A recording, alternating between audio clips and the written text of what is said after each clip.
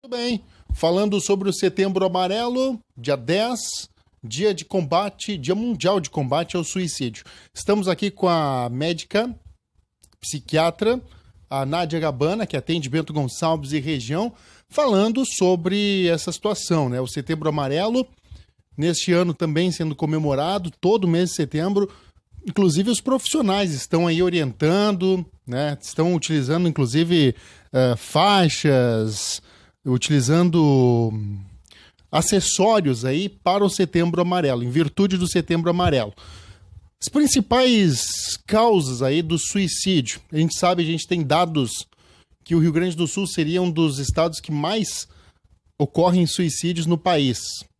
Mas por quê? Quais são as principais causas? O que as estatísticas apontam?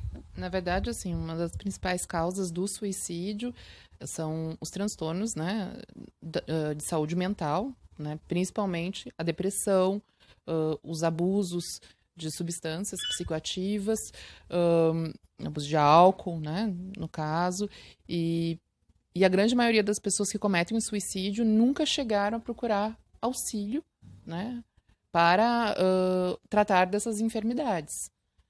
O movimento do Setembro Amarelo, ele começou através de uma associação, então, de alguns conselhos e para informar as pessoas sobre o suicídio, o quanto que a população em geral pode ajudar quando se percebe que alguém está numa situação de risco. Porque as pessoas antigamente tinham medo de falar sobre isso, achavam que isso era de alguma maneira contagioso. Só que isso hoje em dia é um acontecimento tão frequente que assusta a sociedade, né?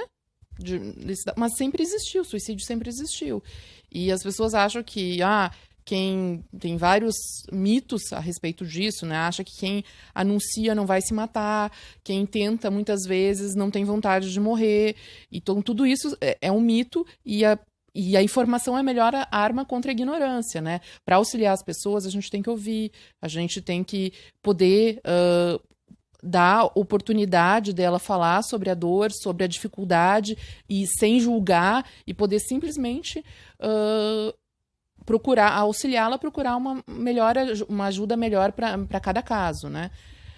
O Setembro Amarelo,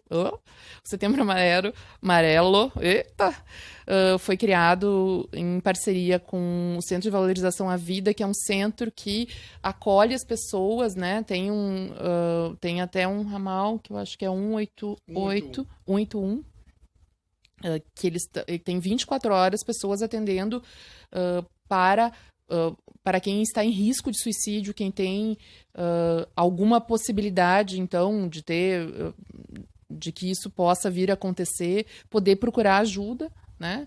Qual a melhor hora para procurar ajuda? Qual o melhor momento? Quando começa a perceber ali, tá muito em depressão, tá muito trancado no quarto, por exemplo, um adolescente. Tá muito tempo trancado no quarto, tá muito tempo sem interagir com os familiares.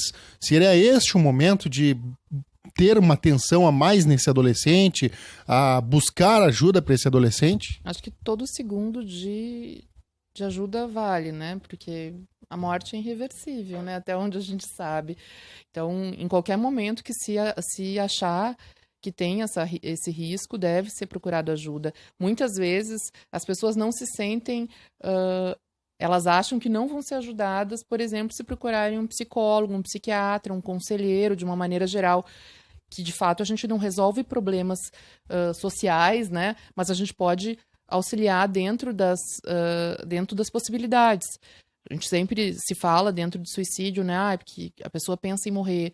Morrer é uma opção, mas não é a única. Existem várias outras opções. E às vezes, quando a gente está muito... como é que eu posso falar? Quando a pessoa ela não vê nenhuma alternativa, ela pensa que essa seria a única, né? Mas se a gente conversar, se a gente puder acolher essa pessoa, ela pode, de repente, refletir e repensar essas possibilidades. Sempre entendendo que as pessoas leigas, né, que não trabalham na área da saúde, elas têm um poder muito grande, que é o poder de dar o ombro amigo, de apoiar e ajudá-las a encaminhar para um atendimento adequado. dentro dessa queixa, né? Dentro desse suplício, porque é sempre um pedido de ajuda. Bom, dados alarmantes aqui, ó.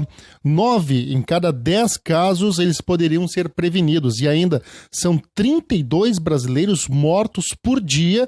É uma taxa superior às vítimas da AIDS e da maioria dos tipos de câncer. Certamente é um número muito alarmante, realmente. Dados apontam aí que entre 50% e 60% dessas pessoas que acabam cometendo o suicídio nunca buscaram uma ajuda, um profissional.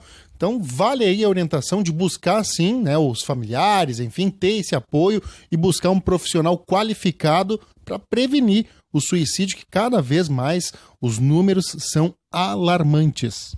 E assim, a população que tem maior risco de cometer o suicídio normalmente são os extremos de idade, que é o público mais jovem e os mais idosos, né?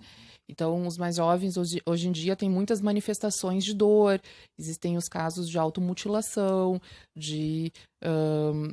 enfim, de se expor a riscos, né, desnecessários, que isso por si só já é um pedido de ajuda. Isso pode não ser uma tentativa de suicídio por si só, mas já é